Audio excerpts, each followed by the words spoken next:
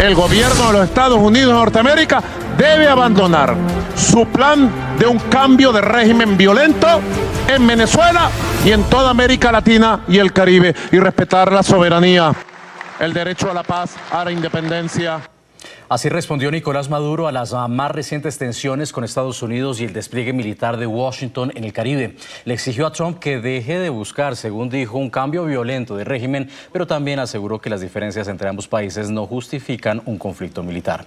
El gobierno estadounidense acusa a Maduro de liderar una red de narcotráfico y elevó recientemente a $50 millones la recompensa por su captura, pero según el líder del régimen de Venezuela, el país es una nación que combate el tráfico de drogas. Nuestra libertadora. No es verdad lo que están diciendo de Venezuela. Nicolás Maduro dijo que ninguna de las diferencias que su gobierno tiene con Estados Unidos justifica un conflicto militar. Yo lo he dicho muchas veces.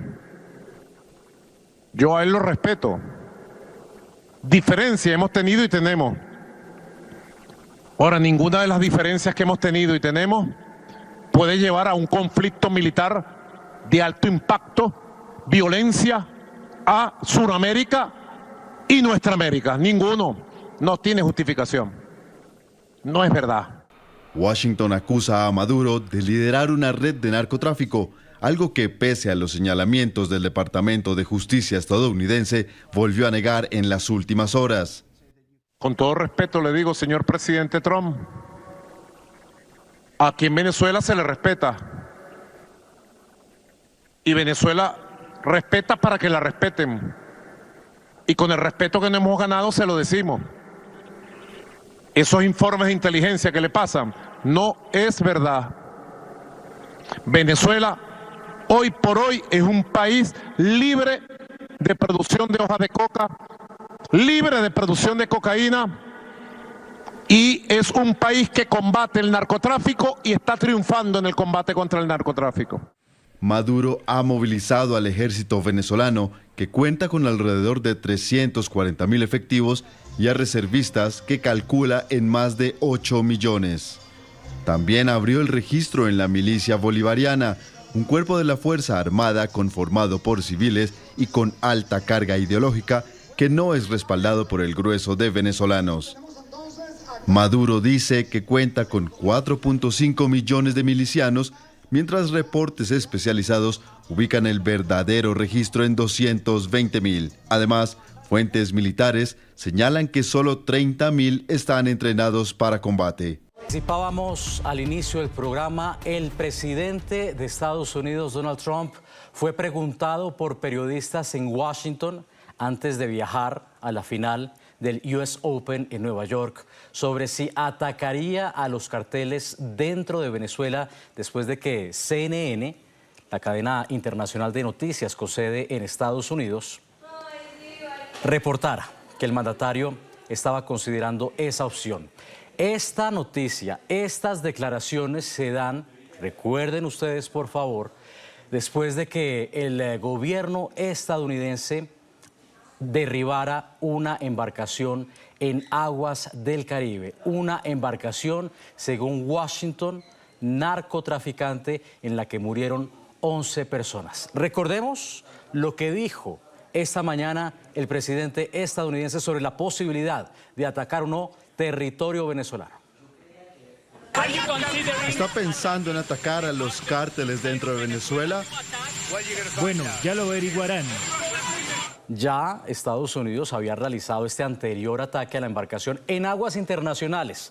Por eso resulta noticia que esté barajando la opción de atacar directamente a los carteles ya en territorio venezolano. Fernando Godo, analista político republicano, está con nosotros. Bienvenido a NTN 24. ¿Qué habrá querido decir Donald Trump al referirse a Venezuela con esas muy cortas palabras? Bueno, eso solo él lo sabe. O sea, evidentemente tiene un suspenso en la acción de lo que va a hacer el gobierno de los Estados Unidos. Y realmente ha habido históricamente lugares donde Estados Unidos ha decidido intervenir y otros lugares en los que no. Yo, en mi opinión, Cuba tiene que ver tanto con el narcotráfico como Venezuela. Sin embargo, la parte se está enfocando en Venezuela. Cuando lo de Panamá hace más de 30 años, bueno, pues se decidió intervenir. Por eso es que te digo que igual el presidente tampoco va a estar diciendo qué cosa es lo que va a hacer. Porque si tiene algún plan determinado, no va a estar avisándole a las partes que puedan estar preparándose en contra de eso para decirse.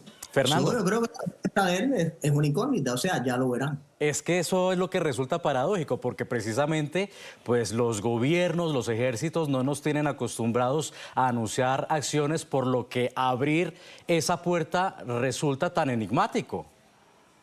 Siempre es peligroso abrir esa puerta y yo diría que hay que ser consecuente en la política, y Estados Unidos no ha sido consecuente, en mi opinión, en la política hacia Venezuela. O sea, tienes un país a que acusas a alguien de ser un dictador, desde luego que Maduro lo es. O sea, es un sistema que no tiene mucho tinte democrático ni nada que se pueda decir. Pero al mismo tiempo se comercializa con el petróleo y está Chevron. Y entonces ahí tienes por decir este ejemplo nada más, ¿no? Tienes una incongruencia entre lo que está mirando las personas y lo que es la política del país como tal, y los negocios y los aspectos económicos que hay por debajo del telón y que se manejan. Trump fue 4 años ya presidente de los Estados Unidos, o sea, esto no es la primera vez que Trump lidia con el asunto de Venezuela. Pero creo que sería más saludable, más factible tener una sola línea en la política. O sea, en mi opinión, por ejemplo, lo que te acabo de decir, si Maduro es un dictador y es todo aquello, entonces tampoco puedes comprarle petróleo a Venezuela. Creo que por ahí creo que sería más, yo diría hasta más efectivo. A ver, estas declaraciones han venido calentándose ya en la prensa estadounidense y por efecto eco en la prensa internacional desde el viernes. Se empezó a barajar la posibilidad de ataques dentro de Venezuela con el reporte de la cadena CNN. ¿Podría ser una opción que los asesores de Donald Trump estén filtrando esta información a la prensa como efecto presión al régimen venezolano? Mira, una cosa es la guerra contra los carteles y otra cosa es la guerra contra un presidente o un sistema de gobierno en general o un país que tiene, digamos, que una dictadura. O sea, son dos cosas distintas. El pretexto que se está tomando es la guerra contra los carteles, en lo cual indiscutiblemente Venezuela tiene participación. Ahora, no significa que Maduro controle todos los carteles, porque Venezuela, en mi opinión, es un narcotráfico y hay muchas de estas personas que operan impunemente, desde luego con el consentimiento de Maduro. Y entonces habría que ver lo que está haciendo Trump, lo está enfocando como una guerra a los carteles y eso le justifica la presencia ahí. O sea, decir que estamos impidiendo que se trafique con drogas y todo eso. Pero el punto es, como te dije, ¿qué se va a hacer a nivel político con el gobierno que hay en Venezuela? ¿Y cómo se va a ser consecuente con eso? La experiencia anterior de Guaidó, por ejemplo, fue un fiasco. Y siempre ha habido una inconsistencia en el gobierno de los Estados Unidos. Guaidó fue reconocido incluso presidente de Venezuela, pero aquí andaba Marco Rubio como senador republicano con varios venezolanos, estos socialistas, ahí en el Congreso presentándolo como oposición. Entonces, nunca ha habido una línea, yo creo, que sea la más directa y la más correcta contra lo que hay en Venezuela. Ahora, los asesores de Trump, desde luego, deberían jugar otro papel en eso. Trump es un presidente de los Estados Unidos, no solamente tiene el problema de Venezuela, tiene el problema de Ucrania, el problema de Israel, hay guerras y conflictos en muchos lugares. Ahora sí te digo, los asesores que tienen este gobierno, todos son guerreristas, o sea, todos son personas que son más propensos a intervenciones militares que a la retórica usual de Trump en su primera presidencia de siempre buscar el diálogo, evitar las guerras, que lo caracterizó en la primera presidencia. Los asesores que tiene ahora, Bill Hesed, Mike Waltz, incluso Stephen Miller, el otro Tom Homan, que también tiene que ver con la inmigración, pero opinan de esto. Toda esa gente siempre han favorecido a las guerras tradicionalmente en el curso de los años. Y eso me parece que es lo que harán ahora. Pues, Fernando, estas declaraciones que le escuchamos hoy a Trump llegan después de que precisamente el viernes autorizara el derribo de aeronaves venezolanas y representan un peligro para sus tropas en la ofensiva naval en aguas del Caribe. El mandatario elevó el tono luego de que, recordará usted, 2 F-16 del régimen sobrevolaran una de sus embarcaciones el jueves. Quiero que por favor veamos el siguiente informe y regresamos con la conversación. El presidente Donald Trump autorizó el uso de la fuerza si el régimen de Nicolás Maduro vuelve a enviar aeronaves que puedan sabotear sus operaciones en el Caribe. ¿Qué tan cerca pasaron los aviones? No quiero hablar de eso, pero si nos ponen en una posición peligrosa, vamos a derribarlos. El Pentágono denunció que 2 F-16 venezolanos sobrevolaron sus embarcaciones, una maniobra que calificó como altamente provocadora.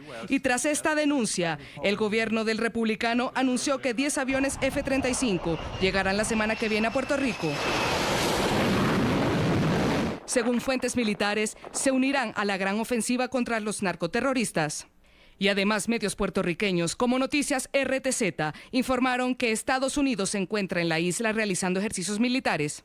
Fernando, hemos hablado con varios analistas militares y coinciden en que Donald Trump no estaría interesado, a pesar de los mensajes que se envían en la prensa, en una eventual incursión en Venezuela. Sin embargo, en caso de que eso sea así, en caso de que esto llegue a escalar con otro sobrevuelo y resulten aeronaves militares venezolanas derribadas, ¿cuál podría ser el precio político en Estados Unidos?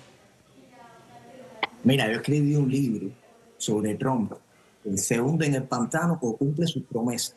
Entre las promesas que le hizo Trump al pueblo de los Estados Unidos está no entrar en guerra, mantener una posición aislacionista, en ese caso de los Estados Unidos, evitar esos conflictos directos. O sea, es una promesa que él hizo en la campaña, que la hizo también en la anterior presidencia. Ahora, yo creo que no se puede ver a Venezuela como una cosa en sí, sino podría verse también como una ficha de negociación entre incluso las conversaciones que ha tenido Trump con Putin. Está el tema de los recursos del Ártico, la reunión que se hizo en Alaska, y está la presencia también de los rusos aquí en el área del Caribe, en la parte de Cuba y Venezuela, que ha sido tradicional. Entonces ahí puede haber a un nivel más alto una decisión sobre lo que se va a hacer con Venezuela. O sea, estará Putin de acuerdo en dejar de influir en Venezuela y a cambio de eso que se le den concesiones con lo que él quiere en Ucrania y él mismo dar concesiones en el Ártico, en la parte que tiene que ver con los territorios rusos que hay ahí. Habrá un tipo de negociación así en el cual Venezuela sea una ficha. Eso hay que tenerlo en cuenta. Normalmente la actitud de Trump, te repito, incluso sus promesas de campaña, es no entrar en Venezuela. No es que le interese o no le interese, es que él lo prometió. Y tendría que quedar bien con la gente, con las personas que votaron por él. Ahora, dentro de eso están las presiones que tiene de los intereses económicos, de los lobbies, de los consejeros, entre comillas, que por dinero o por intereses de cualquier tipo le puedan aconsejar a él que entre en Venezuela o que entre en cualquier otro lugar. Ahí es donde hay que ver si Trump va a soportar esas presiones o si va a mantener las promesas que le hizo al pueblo de los Estados Unidos. Eso es lo más interesante que yo veo en esto y repito, si Venezuela puede ser una ficha de negociación y no un ente solamente en sí, como un conflicto, sino que fuera a ser parte de otra negociación en otros lugares. Vea, qué bueno que usted toque el tema, Fernando, y aprovecho para hablar sobre el cambio de nombre del Departamento de Defensa. Entonces, ¿por qué, si eso es así, si eso fue lo que prometió en campaña, y usted hace muy bien en recordárnoslo, por qué le cambió el nombre a Departamento de Guerra? Bueno, en primer lugar, yo nunca he estado de acuerdo con que el señor del Departamento de Defensa de los Estados Unidos sea Pete Hegseth. Incluso es una de las cosas que pongo en el libro. Yo escribí en mi libro precisamente preocupado por las personas que estaban entrando en el gabinete de Trump, que no son personas que tenían mucho que ver con las promesas de Trump y con lo que se llama aquí en los Estados Unidos la agenda MAGA. Y este secretario de Defensa es uno de ellos, pero te repito, ya mencioné algunos nombres aquí, como Mike Waltz, que tienen la misma línea. O sea, por ahí es por donde tienes que ver la cosa. Uno, la pregunta, ¿por qué estas personas están dentro del gobierno de Trump? ¿Fueron ahí, entraron bajo una complacencia de Trump en esto o fueron puestos ahí por presiones de lobbies y de otro tipo de personas que influyen en el gobierno de los Estados Unidos? O sea, que se piense que todo lo que se hace en los Estados Unidos, en la presidencia, lo decide el presidente, es muy ingenuo. Y eso no pasa con Trump ni con ningún presidente. Entonces, la presencia de estas personas ahí son las que te indican a ti, por el modo de pensar que tienen, qué es lo que podría ocurrir. Y el gran dilema de estar Trump, digamos, en ese fuego, en medio de eso, en el medio del fuego, las promesas que hizo de campaña y en el medio de, por el otro lado, todo lo que lo están presionando para que entre en diferentes conflictos militares, no solamente en Venezuela. Está el tema del bombardeo de Irán, que podría ser la misma cosa, y el asunto de Ucrania. O sea, por ahí es por donde creo que habría que analizar eso. Y ya te digo, es un asunto de presiones y de lobbies y de intereses, en lo cual en el medio está el presidente. Mientras tanto, Estados Unidos y Ecuador estrechan la cooperación en materia de lucha contra el narcotráfico. Tras su reunión con el presidente Daniel Noboa, el secretario de Estado Marco Rubio aseguró que entre los puntos abordados en cooperación en seguridad de Estados Unidos, pues está dispuesto a considerar la reinstalación de bases militares en la nación suramericana. Ecuador es un país soberano. Ellos tendrían que invitarnos. Cuando estuvimos allí en 2009, Correa nos pidió que nos fuéramos porque no le gustábamos mucho y supongo quería ayudar a los narcotraficantes. Así que nos fuimos. Pero si nos invitan a regresar, lo consideraremos muy seriamente porque se trata de la solicitud de un aliado en una parte muy estratégica del mundo. Nadie es tan estratégico como lo es Ecuador. Vamos a analizar este tema y le agradecemos el espacio a Michelle Maffei Ojeda, experta en seguridad e investigadora de crimen organizado internacional, conflicto y violencia. Michelle, bienvenida al informativo de NTN 24. Buen día. Hola, buenos días, ¿cómo están? Muchísimas gracias por estar, muchísimas gracias por la invitación y también por el espacio. Gracias por aceptar esta invitación y vamos a hablar un poco de lo que está sucediendo en la región. Escuchábamos apenas hace unos minutos la declaración de Marco Rubio desde Quito, en Ecuador, el día de ayer, y hablaba de que si Estados Unidos es nuevamente invitado, volvería Estados Unidos a tener presencia militar en Ecuador. Recordemos que... Jesús, disculpa que te interrumpa, solamente que no te estoy escuchando muy bien, parece que hay como vamos a tratar de restablecer la comunicación. Regresamos con usted en 2 minutos, vamos a tratar de regresar con usted. Vamos a hablar con Michelle Maffei Ojeda. Escuchábamos a Marta, escuchábamos a Marco Rubio, haciendo énfasis en que si Ecuador le pide en algún momento volver a tener personal militar, lo tendría, como lo tuvo hasta el año 2009.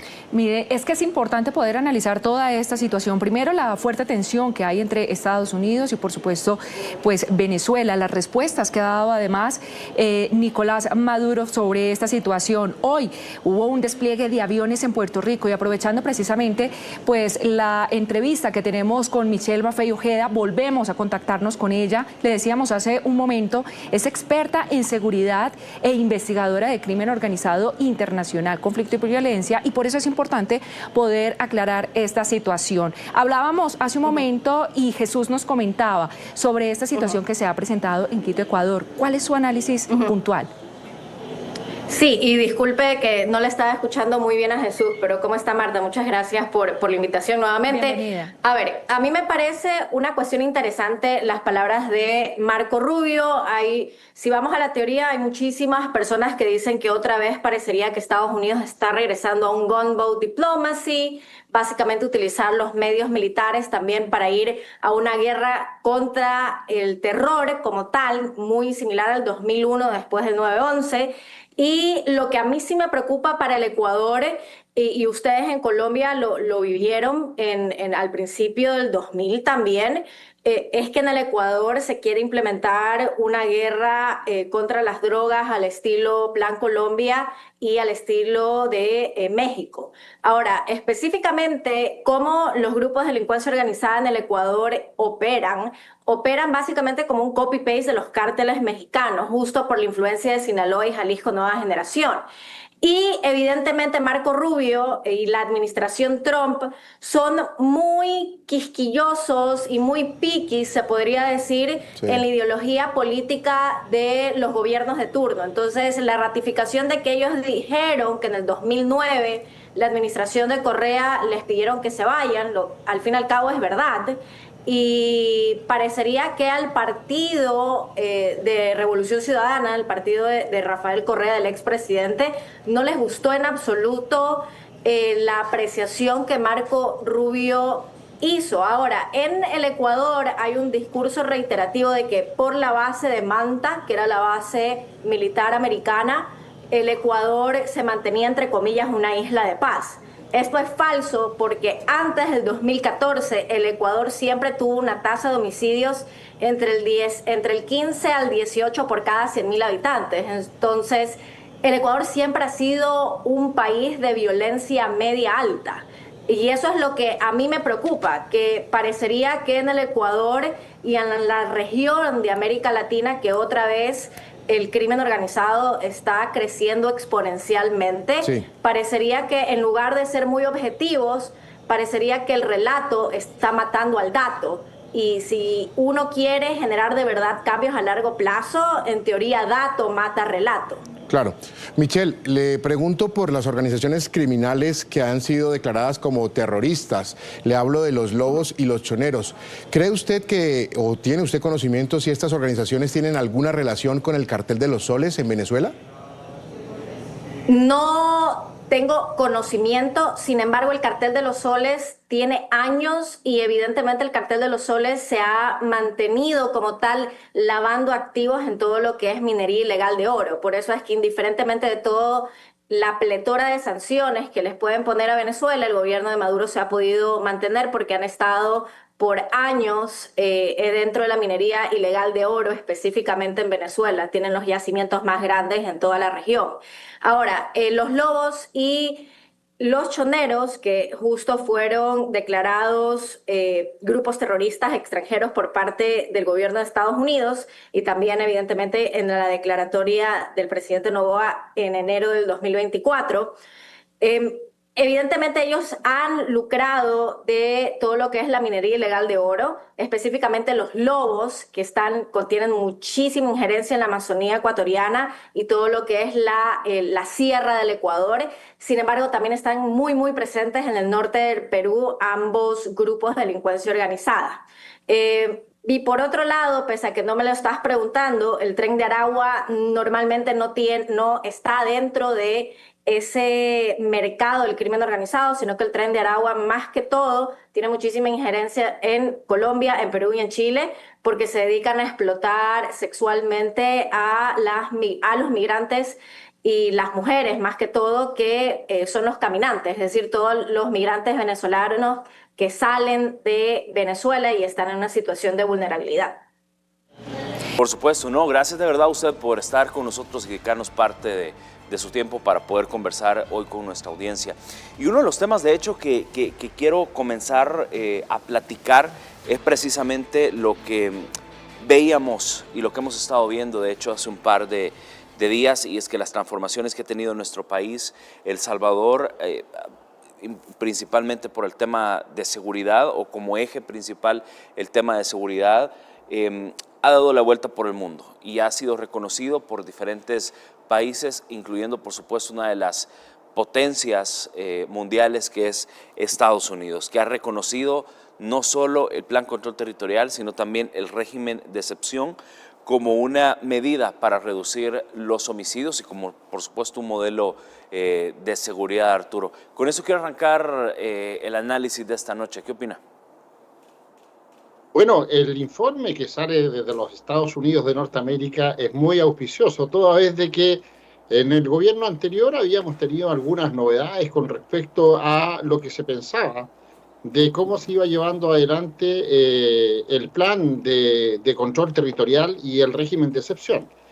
Ahora queda con este informe claramente demostrado que efectivamente se está llevando como corresponde, de acuerdo a la normativa internacional, de acuerdo por supuesto, a mantener la ley por sobre todas las cosas, a seguir lo que dice la Constitución y los organismos internacionales que tienen que ver con los derechos humanos y que no se pasen, ¿cierto?, a atropellar ciertas garantías de los ciudadanos, se está cumpliendo como corresponde. El régimen de excepción ha sido admirado internacionalmente, ha sido admirado por los Estados Unidos de Norteamérica y también en realidad por la comunidad internacional. Por lo tanto, también en el informe se dice que esto ha contribuido eficazmente a rebajar y a reducir todo lo que es la criminalidad en El Salvador, pero también ha contribuido a llevar paz, bienestar y libertad al pueblo salvadoreño.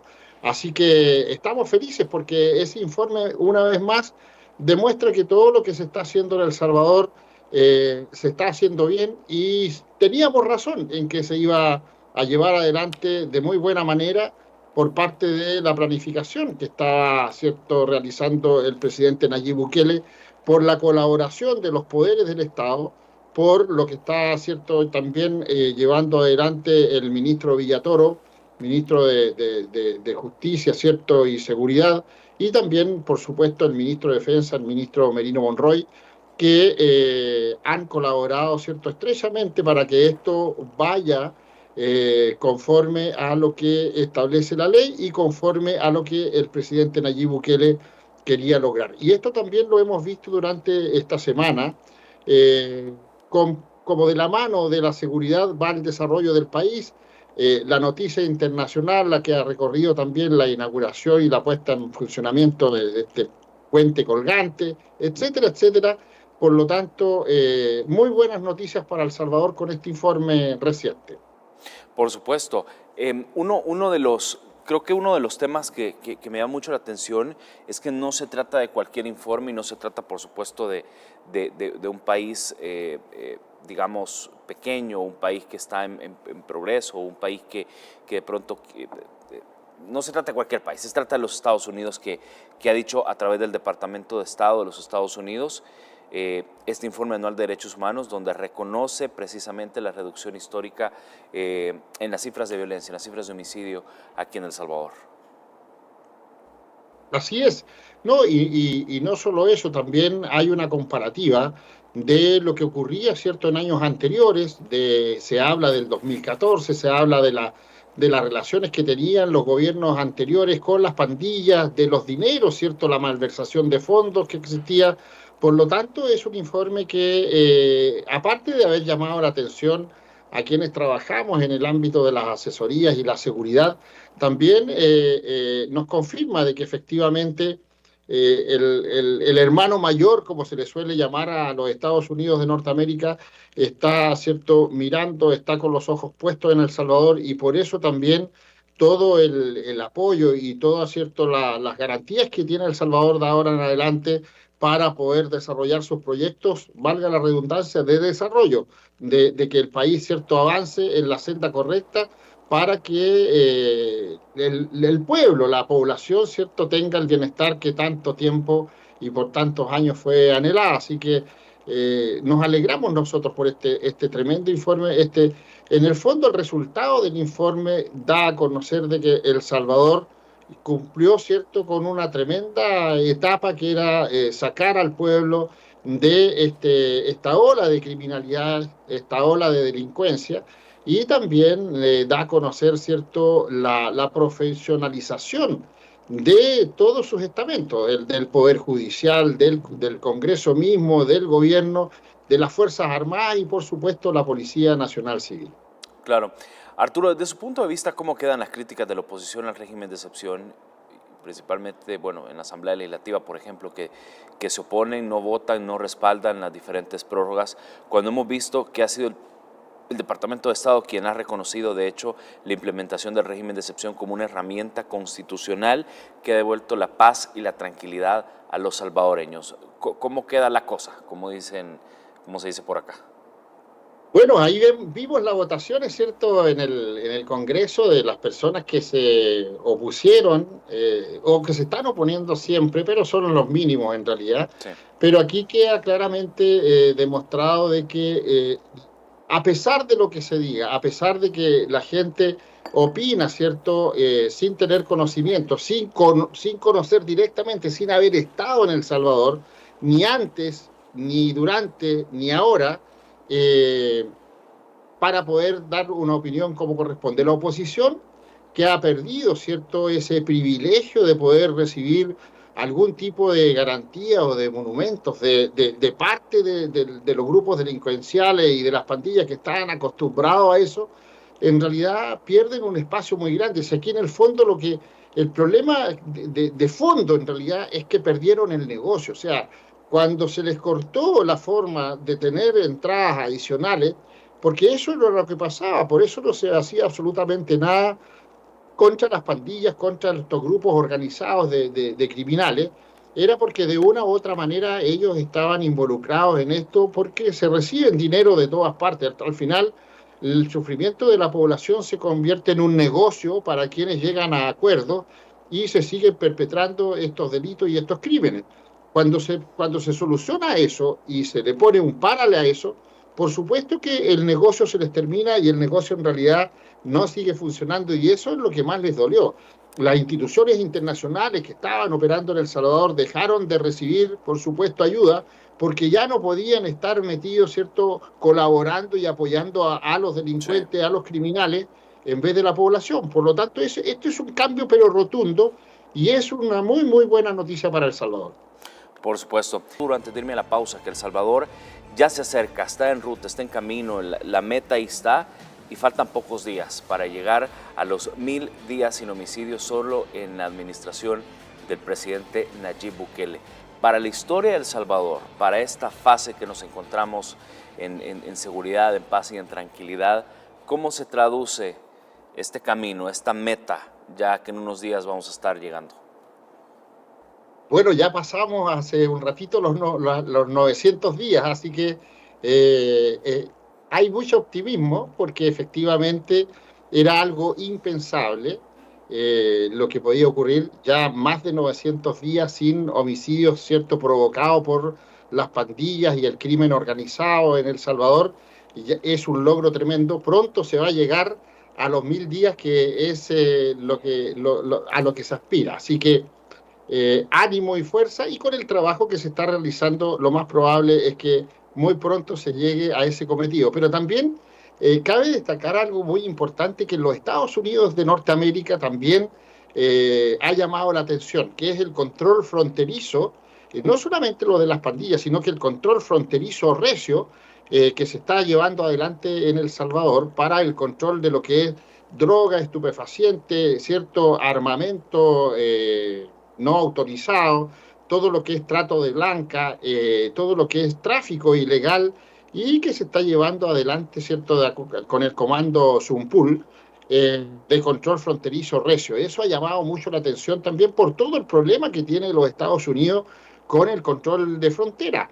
Así que ahora que se activa la Guardia Nacional en apoyo a la policía en Washington, D.C., también estamos viendo cómo más o menos se podría ajustar a lo que está pasando en El Salvador, pero no lo están haciendo igual. Así que ya dimos, ¿cierto?, algunos detalles para que se efectúen las correcciones correspondientes, porque la manera que se está llevando adelante todos los operativos en El Salvador de la Policía Nacional Civil y con el apoyo de la Fuerza Armada es como debe operar. Ahí hubieron algunas confusiones que creo que se están corrigiendo ahora. Por lo tanto, El Salvador está siendo como un ejemplo de cómo se están llevando adelante todos los operativos, ¿cierto?, y las operaciones en contra de la delincuencia y el crimen organizado. Por lo tanto, como les vuelvo a insistir, hay mucho ejemplo que se está tomando de lo que está ocurriendo en El Salvador y que se está aplicando en otros países, incluidos los Estados Unidos de Norteamérica. Claro, y sobre todo porque, durante más de 30 años El Salvador figuraba como uno de los países más violentos de todo el mundo. La tasa de homicidios sobre los gobiernos de Arena y el FMLN eran altísimas. Las mayores tasas, de hecho, de homicidios fue uno en el gobierno del FMLN, que en 2015 fue de 106.3 muertos por cada 100,000 habitantes, y en el año 2006, por ejemplo, eso fue en el gobierno de Arena, era de 65.42 por cada 100,000 habitantes. Una cifra que a la hora, por supuesto, de revisar los datos en esta etapa de la historia del país, bueno, contrastan muchísimo, Arturo. Bueno, eso ya pertenece al oscuro pasado de El Salvador. En realidad, cuando la gente no podía circular libremente por las calles, se los pasaba escondido en sus hogares, donde no se podía pasar de una vereda a la otra porque le correspondía, ¿cierto?, a una pandilla determinada o a un grupo delictual determinado. Eso ya se terminó, ya quedó en el pasado, y es de esperar que esto se mantenga en el tiempo. Es de esperar que con todas estas reformas también que están viniendo en El Salvador, que están, ¿cierto?, llevándose adelante, sea realmente para beneficio de la población, y es la población la que debe de votar, ¿cierto?, y debe decir si acepta o no que se siga llevando adelante lo que es el régimen de excepción y todo el proyecto que está llevando adelante de desarrollo, proyecto país que está llevando adelante el presidente Bukele con su equipo. Por lo tanto, los cambios han sido radicales, han sido fundamentales, pero han sido en beneficio de la población, que es lo más importante. Y eso llamó mucho la atención también a nivel internacional, y vale la pena decirlo. El presidente Bukele está gobernando para la mayoría de los ciudadanos, o sea, para todos los ciudadanos de El Salvador, y no para un grupo pequeño específico, ¿cierto?, que se veía beneficiado antes con los demás gobiernos, tanto el del FMLN como el de Arena, sino que el presidente Bukele está gobernando para todos, incluido, nos llamó la atención cuando apoyó a unas instancias de los desmovilizados guerrilleros, ¿cierto?, que estuvieron operando, también el presidente Bukele los consideró. Entonces, es un asunto muy importante lo que está ocurriendo en El Salvador en cuanto a cómo se va llevando adelante la nueva forma de hacer política. Claro, y que es una forma de hacer política que viene siendo obviamente una referencia, ¿no?, a nivel internacional. Arturo, antes de pasar precisamente con ese análisis, quiero que le pongamos una pausa porque quiero transmitir el siguiente mensaje. Ya hace un par de minutos, bueno, hace un minuto, Carla Trigueros, la nueva ministra de Educación, ha respondido a este anuncio del presidente Nayib Bukele y dice: señor presidente Nayib Bukele, recibo con profunda gratitud y responsabilidad el honor de servir como ministra de Educación de nuestro país. Asumo este cargo con el firme compromiso de trabajar incansablemente para transformar nuestro sistema educativo. Como capitán y doctora, pondré mi experiencia, disciplina, vocación al servicio de esta misión, como lo he hecho en todas las misiones que se me ha asignado. Gracias por su confianza, no le fallaremos a usted ni al pueblo salvadoreño. Dios, unión, libertad. Dijo la capitán y doctora, ahora ministra, por supuesto, de Educación, Carla Trigueros. Así que bueno, ahí estamos con este anuncio, que es por supuesto un anuncio que lo veníamos dando desde el inicio de la entrevista y que por supuesto ahora ya veíamos la reacción. Sin duda una buena decisión del presidente Bukele. Bueno, de todas maneras, Carla es una persona muy preparada en realidad. Y qué mejor que una persona de la fila, como se le dice, que pueda llevar adelante sobre todo un ministerio tan importante como el Ministerio de Educación. Porque a mí no me cabe la menor duda que por la formación de la capitán vamos a tener, ¿cierto?, una modificación en lo que es los planes de educación en El Salvador, pero para beneficio de nuestros niños y de nuestros jóvenes, o de los niños y los jóvenes del Salvador. Yo hablo así, de repente me involucro mucho, y en realidad yo creo que cuando las personas, ¿cierto?, trabajan en este tipo de cargo como el Ministerio de Educación, y sin ideologías políticas, pero sí siguiendo la ruta de lo que es la formación de nuestros niños y nuestros jóvenes, vamos por buen camino. Generalmente los políticos que caen en ese ministerio caen en el error también de ideologizar a los jóvenes y a los niños, cambiar los planes de estudio, pero en beneficio de alguna tendencia política determinada o de alguna corriente determinada. No nos olvidemos que el Ministerio de Educación generalmente en todos los países son utilizados por grupos minoritarios, por grupos, ¿cierto?, de una tendencia inclusive determinada. Hemos visto cómo han tratado de insertar la ESI, la educación sexual integral, que es nefasta para nuestros niños y nuestros jóvenes, cómo han tratado de ingresar lo que son las ideologías de género, la hormonización a los niños. Los padres pierden el derecho preferencial de poder estar controlando a sus hijos, etcétera, etcétera, pero no me cabe la menor duda de que la capitana ahí va a hacer un muy buen trabajo y va a llevar adelante el ministerio como corresponde para el mejor desarrollo de los niños y los jóvenes y, por supuesto, el futuro de El Salvador, porque todo parte en la formación, en la base de nuestros niños y nuestros jóvenes. Por supuesto. Vamos a irnos a la pausa, Arturo, qué buen análisis. Vamos a irnos a la pausa, quédese con nosotros y al regresar venimos profundizando más, por supuesto, sobre el tema de seguridad, los avances que se tienen, los reconocimientos también y cómo se va desarrollando el Plan Control Territorial, que lo hemos venido siguiendo en las diferentes fases. Quédese con nosotros, venimos en solo minutos, no nos cambie.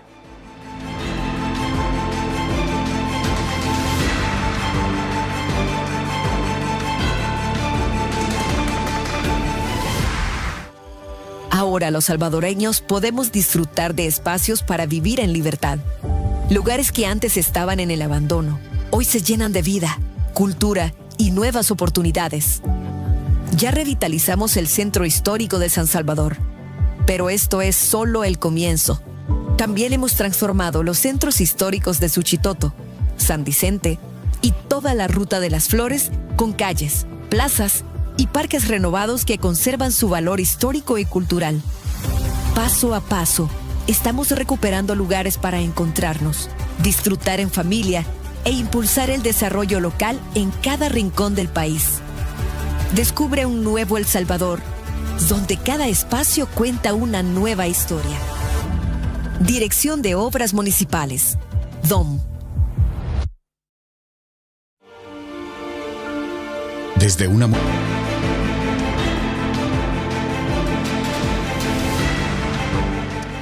Gracias por estar con nosotros en esta noche de jueves. Estamos platicando con Arturo Randón, estamos en línea y estamos hablando obviamente de cómo avanza el plan de seguridad del presidente Nayib Bukele. Y a ver, uno de los puntos y uno de los temas es los informes de seguridad que han destacado, de hecho, no solo el tema de homicidios, sino también la baja incidencia delictiva, que es otro de los puntos que de pronto no se analizan en estos espacios de entrevista, pero que aquí sí queremos tomarnos el tiempo para poder hablar de esta reducción en la incidencia delictiva. Normalmente siempre hablamos de violencia, de homicidios, muertes violentas, etcétera, etcétera, pero quizás no nos tomamos el tiempo para analizar cómo está la incidencia delictiva. Precisamente autoridades del Gabinete de Seguridad presentaron un informe de labores del último año y ahí han dicho que El Salvador en este último año ha sido el menos violento en la historia del Salvador. Hay una reducción del 99% en los homicidios y el promedio diario de hecho fue de 0.1. ¿Cómo se puede traducir más allá de los homicidios la incidencia delictiva como tal? Robos, secuestros, amenazas, entre otras cosas que también, según estos informes, ha bajado, Arturo. Bueno, eso es consecuencia de las acciones que se tomaron desde el 27 de marzo del 2022, cuando comienza, ¿cierto?, a regir lo que es el régimen de excepción, cuando comienza el régimen de excepción y lo que es el control territorial. Cuando ven las organizaciones delincuenciales que existe una mano firme, que existe una voluntad desde la cabeza del gobierno, desde el presidente de la República hacia abajo, y se alinea, ¿cierto?, todos los estamentos del Estado, los poderes del Estado, en llevar adelante y sacar de buena manera, ¿cierto?, esta planificación del presidente para ir a reducir lo que era la delincuencia y el crimen organizado. Estas mismas organizaciones, ¿cierto?, comienzan a ver de que el sistema de criminalidad ya no le va a ser rentable y van a tener un par de alternativas. Salir del país, que fue lo que ocurrió, que muchos se escaparon de El Salvador, y están algunos en Honduras, en Nicaragua, en Guatemala, qué sé yo, y otros se fueron a otros lugares, inclusive hasta los Estados Unidos de Norteamérica, pero al comenzar a llevar adelante todo este plan de seguridad, este control, ¿cierto?, de las pandillas, el tener la mano firme y ponerlos en el secot a quienes eran los más peligrosos, los más criminales, les entrega un mensaje claro. O sea, aquí o te arreglas o te vas a la cárcel y te secan. Entonces, cuando ven que eso efectivamente se está cumpliendo y que no es solamente una amenaza, por supuesto que van a cambiar de actitud y muchos, lo más probable, van a dejar por un tiempo sus actividades delincuenciales, pero hay que tener cuidado con eso porque solamente pueden ser células que se duermen, gente que se transforma en topos y comienzan a trabajar bajo la tierra así subterráneamente, pero siguen trabajando y siguen tratando de organizar nuevamente nuevos tipos de delito y nuevas formas de delinquir. Por lo tanto, eso es lo que tiene que tener el gobierno muy en cuenta y eso es lo que se está haciendo en realidad, de estar siempre atento a esta aparición de algunos focos, ¿cierto?, y de algunos grupos que podrían venir a alterar el orden público, como lo que pasó en la escuela la vez pasada, ¿te acuerdas? La universidad inclusive, de que hay algunos grupos que de pronto, ¿cierto?, pueden ser influenciados y quisieran armar algún tipo de situación complicada, pero la inteligencia y los equipos de seguridad son los que deben estar siempre atentos para mantener esto en el orden que corresponde y como está hasta el momento en El Salvador. Claro. Arturo, siempre hablamos que el tema de la voluntad sin duda es bien importante para poder hacer, digamos, todos los cambios que hemos experimentado y que el presidente valientemente los ha realizado y los ha hecho. Pero hay un tema también importante y es que por cualquier lado que le encontres a estos grupos criminales, los has desarticulado, es decir, hemos visto cómo has cortado el financiamiento, has cortado la comunicación, has cortado la infraestructura, la logística que ellos habían creado en aquel momento y has cortado también esas alianzas que de pronto ellos tenían con el tema del narcotráfico. ¿Por qué? Bueno, solo miremos las incautaciones millonarias de droga que ha existido solo en este año, Arturo. Sí, bueno, ahora se va a reforzar mucho más con lo que está ocurriendo muy cercanamente ahí a lo que se llama el Triángulo Norte, el desplazamiento de algunas unidades, ¿cierto?, de guerra de los Estados Unidos. Hoy día hubo mucho movimiento también aéreo por algunas situaciones que se están previendo y se están preparando ahí, pero lo que sí ha llamado la atención y tenemos que recalcarlo nuevamente es el trabajo incansable que está haciendo la Marina de Guerra de El Salvador en trabajar en aguas internacionales para parar lo que es el flujo de embarcaciones que no solamente van con cargamentos de droga, sino que con armamento de guerra y también con tráfico de personas. Entonces, este es un trabajo en conjunto, es un trabajo que se está haciendo muy profesionalmente para que no llegue, ¿cierto?, este flagelo de la droga, este flagelo de las armas que andan, ¿cierto?, sin control en la calle, y que El Salvador está en este momento muy controlado, así que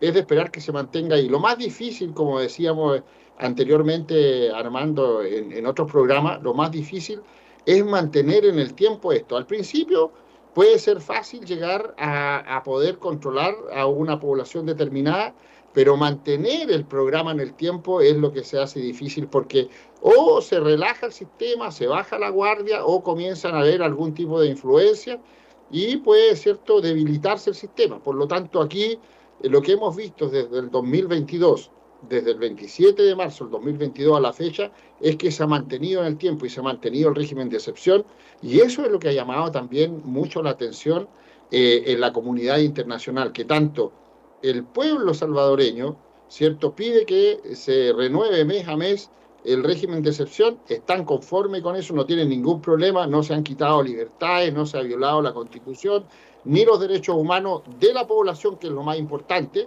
pero también la Cámara de Diputados, ¿cierto?, también han confirmado y cada vez, mes a mes, están, ¿cierto?, renovando lo que es el régimen de excepción y eso demuestra de que efectivamente están siguiendo lo que la población quiere, o sea, no lo que instituciones internacionales u organizaciones internacionales quisieran, ¿cierto?, influir en El Salvador para que se hagan lo que ellos dicen. No, El Salvador es autónomo, está trabajando de acuerdo a lo que el presidente tiene planificado y a lo que la población, ¿cierto?, ha confirmado en todo esto. Bueno, y sin embargo hay algunos que no votan, Arturo. Ya a la hora de como dicen por acá, a la hora de los que hubo para poder votar. Claro, porque resulta de que están muy dolidos y en realidad ellos pensaban que esto no iba a durar lo que ha durado. Pensaron de que esto iba a ser, como decimos también internacionalmente, la partida del caballo inglés, que iba a ser muy rápido al principio y después se iba a relajar y no es así. Esto se ha mantenido en el tiempo y esperamos que se siga manteniendo en el tiempo porque es la única forma de que esto se apacigüe. Fueron décadas en que El Salvador estuvo sumido, ¿cierto?, en la tragedia, en el flagelo del crimen y de las pandillas, y fueron generaciones que crecieron viviendo esta situación. Por lo tanto, ahora también necesitamos que sean bastantes años los que se mantengan en el tiempo así para que las nuevas generaciones crezcan bajo una situación diferente y bajo una forma de vivir diferente con en realidad la esperanza de que van a tener un futuro mejor, y lo están viendo ahora, con desarrollo, con armonía, con libertad y por supuesto con inversión en el país. Claro. Arturo, muchas veces hemos hablado en este espacio que El Salvador pues no solo es el país más seguro del hemisferio occidental, sino es el país referente en el tema de seguridad. Lo veíamos al inicio de esta entrevista, lo conversábamos sobre el reconocimiento que ha tenido el Departamento de Estado del éxito del régimen de excepción y de la tranquilidad y la paz que ha traído a toda la gente. En otros países se ha visto mucho el hecho de poder implementar el plan control territorial, de poder crear herramientas, digamos, como el régimen de excepción. No sé si suena un poco egoísta lo que vaya a preguntar o decir o plantear sobre la mesa, pero ¿por qué no funciona en otros países? ¿Qué es lo que hace diferente a El Salvador? Mira, es que no se logra poner de acuerdo los poderes del Estado. Para que esto funcione, y lo hemos explicado también en otros programas, mi estimado Armando, sí. Para que esto funcione, el plan de control territorial y cómo se ha llevado adelante todo el proceso en El Salvador, se necesitó de que el gobierno, el Poder Judicial y el Congreso se alineen, ¿cierto?, en uno solo para sacar adelante. Generalmente, en los demás países, esto no se logra, esta unión de los tres poderes del Estado no se logra, por A, B o C motivo. Muchas veces el Poder Judicial, ¿cierto?, quiere poner las cartas sobre la mesa diciendo de que se tiene que actuar de acuerdo a la ley, pero no aceptan, ¿cierto?, que el presidente tiene también poderes constitucionales que van por sobre todo.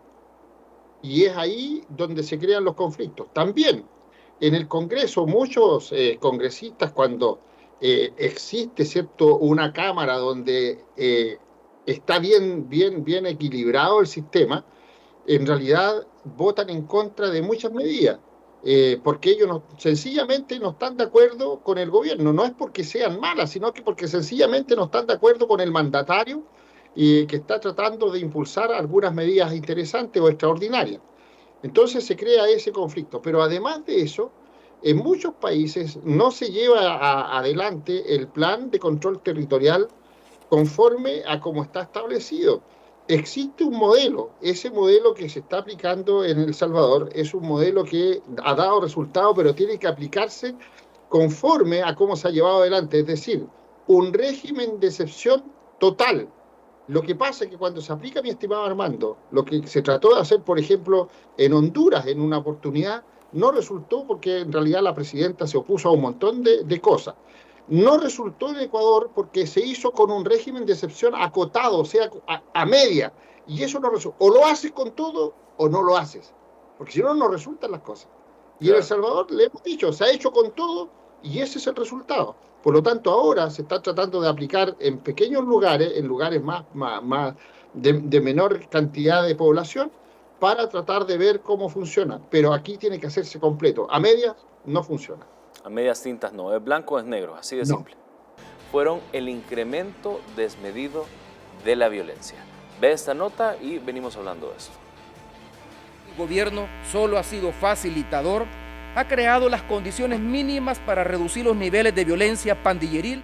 Tras darle vida a la tregua, se admitía su función ante el mundo entero en el supuesto proceso de pacificación entre ambas estructuras criminales. Sin embargo, la estrategia tuvo un efecto adverso a lo esperado, debido a que elevó la cifra de homicidios en el país. En el caso específico de la tregua, recuérdese que mucha gente dijo que esto no iba a durar una semana. Los cabecillas de las pandillas y los negociadores que representaban al gobierno del FMLN de Salvador Sánchez Serén entre 2014 y 2015, cuando el pacto estaba en su punto más intenso, acordaron entregar armas que estaban en su poder. Estos actos fueron incluso promovidos por la Organización de Estados Americanos, cuyo secretario en ese entonces era José Miguel Insulza. Bueno, lo sabía la gente de centros penales, que era con quien habíamos tramitado la solicitud, las listas de quienes queríamos que estuvieran allí. La tregua que aumentó el luto y el dolor en las familias salvadoreñas permitieron mejores condiciones carcelarias a las pandillas, como el ingreso de ilícitos, televisores, alimentos, servicios de bailarinas, a las cárceles y disposición de fondos públicos para el proceso. Este es un camino alternativo que a mí me impresiona muy bien, me pone hace que esté muy esperanzado. Este acuerdo entre los gobiernos de izquierda convirtieron a El Salvador en 2015 como la nación más sangrienta y violenta del mundo, elevando la tasa de homicidios a 103 por cada 100.000 habitantes, donde la policía registraba hasta 50 asesinatos en 24 horas, lo que evidenciaba la ampliación del poder que había adquirido la MS-13 y el Barrio 18 durante esta estrategia gubernamental. Walter Morán, Noticiero El Salvador. Bueno, era parte del pasado, por supuesto, estas negociaciones entre Arena y el FMLN con precisamente estos grupos criminales cuando estaban en el poder.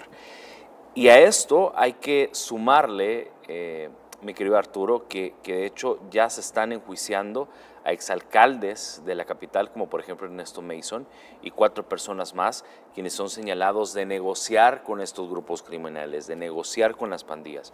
De hecho, la audiencia está programada para dentro de 2 semanas, bueno, para 2 semanas en el juzgado de sentencia de San Salvador. Otros imputados por esto ha sido Benito Antonio Lara Fernández, exfuncionario, Ramón Aristides Valencia Arana, también exfuncionario del gobierno del FMLN, Wilson Alexander Arévalo Alemán y por supuesto Richard Luers, entre otros por supuesto vinculados a estas negociaciones entre autoridades con el gobierno.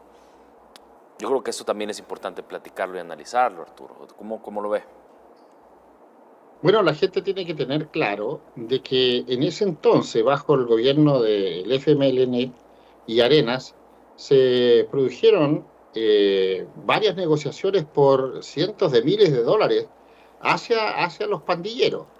Y la nota decía bien clara ahí que eran gobiernos, ¿cierto?, de tendencia de izquierda, pero quien también llega a las negociaciones, que era en ese entonces el secretario general de la OEA, de la Organización de Estados Americanos, Miguel Insulza, también socialista, o sea, de la misma línea. Por lo tanto, y posteriormente, cuando llega, ¿cierto?, doña Michelle Bachelet, inclusive, también de la misma línea, o sea, todos de izquierda. Por lo tanto, ahí queda de manifiesto que efectivamente la izquierda internacional, para que la gente así lo sepa, no quiere sacar a los delincuentes de la calle, no quiere, ¿cierto?, mandarlos a la cárcel. ¿Por qué motivo? Por una situación muy sencilla y que la gente tiene que entender esto. Los delincuentes son una herramienta que utilizan aquellos mandatarios y aquellos políticos que quieren mantenerse en el poder.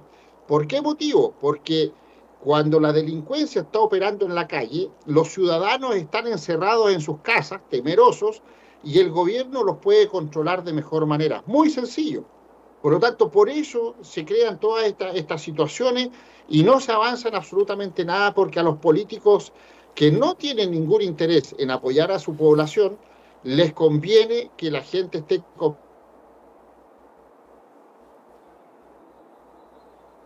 en realidad puedan controlar la situación. Así es, totalmente de acuerdo. Bueno, de hecho, la Fiscalía, solo en este caso de Mason, la Fiscalía se presentó, de hecho, este día los alegatos a las partes involucradas y se tiene previsto que en la siguiente etapa de juicio el Ministerio Público presente el primero de los testigos que va a relatar los hechos de estos procesados.